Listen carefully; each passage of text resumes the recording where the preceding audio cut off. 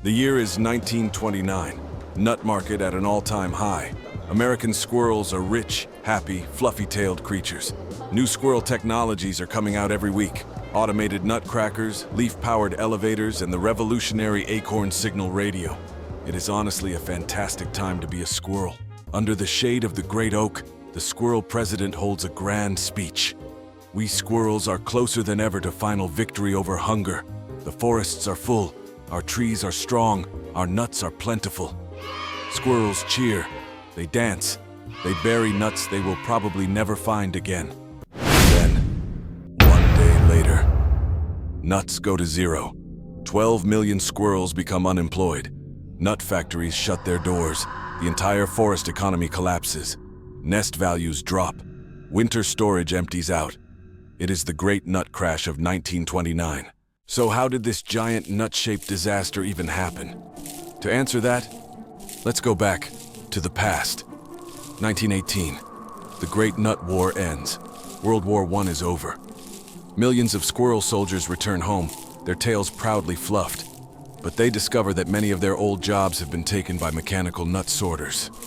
Still, unemployment is low, around 1.4%. Nut prices are stable. Life is not perfect, but it is normal. Then comes 1919, a year of transition troubles. Factories shift from producing wartime squirrel gear, pinecone helmets, acorn grenades, bark armor, to normal civilian goods. But squirrel demand is much higher than supply. Squirrels want everything at once: food, tools, gadgets, comfort. Prices jump 20% in a single year. Wages, however, stay exactly the same. Food, fuel moss, winter leaf blankets. Everything costs more nuts. Over 4 million squirrels, nearly 20% of the entire squirrel workforce, go on strike. They march. They wave signs made from bark. They shout things like, "More nuts, less work." But somehow, the nut market still rises. Squirrels are convinced that the economy will boom after the war, no matter what. Then 1920, unemployment suddenly rises to 6.9%. The Federal Squirrel Reserve panics. To cool down the economy, they raise interest rates. Borrowing nuts becomes expensive. Tree banks clutch their acorns tightly. Factories cannot get loans. Production slows down by 40%. Workers are fired, nut wages drop, unemployment reaches nearly 12%. The nut market falls, squirrels are sad. But the story does not end there. In 1921, the roaring nuts begin. The government believes they have learned their lesson. High interest rates? Bad. Low interest rates? Good. At least that is what they think. So they lower interest rates. Borrowing becomes cheap again. Factories reopen, squirrels are rehired, goods become affordable. Refrigerators, tree fridges, leaf vacuums, stump radios, everything hits the shelves. And then one day somebody suggests, "Hey, what if we invested in nuts?" The squirrels look at each other and say, "Yes, invest all the nuts." 1922 to 1924, the rise of the nut economy.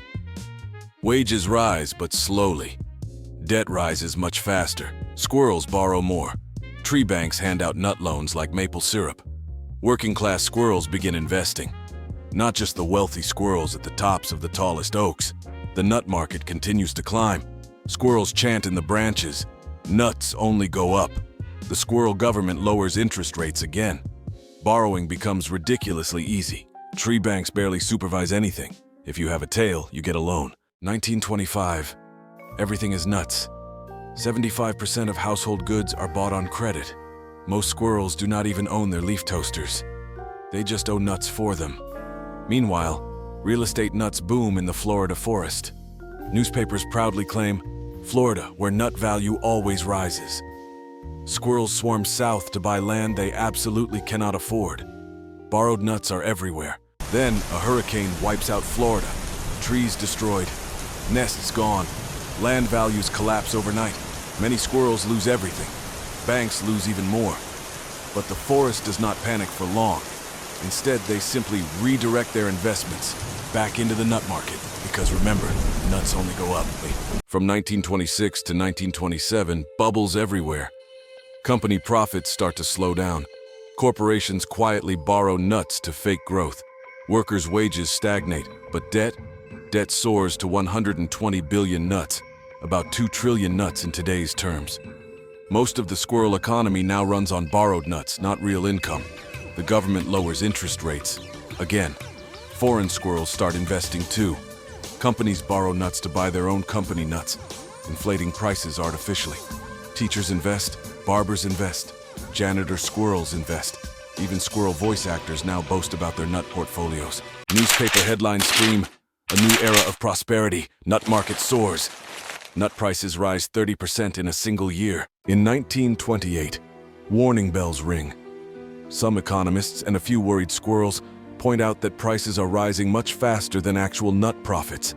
But almost nobody listens. The government raises interest rates. This time it does almost nothing. Squirrels fear missing out. They borrow even more nuts to invest before rates rise further. Nut prices rise another 40%. The squirrel president proudly announces, "We are closer than any species in history to defeating poverty." Squirrels celebrate. They build giant nut vaults. They pose for acorn signal radio interviews. They tell each other stories of how nuts will just keep going up forever. Everything looks perfect. Until 1929, the year the nut bubble pops. The nut market is now up 55%. Every squirrel's portfolio is bursting like an overstuffed winter cheek pouch. Unemployment is only 3.2%. Optimism is everywhere. And then one nervous squirrel quietly asks, "What if nuts go down?" The forest freezes. Every squirrel turns and stares. Who said that? Panic erupts. On Black Thursday, 13 million nuts are sold. The market falls 11% in a single day. Squirrels crowd under trading branches, desperate to sell before it gets worse. Then comes Black Monday, down another 13%.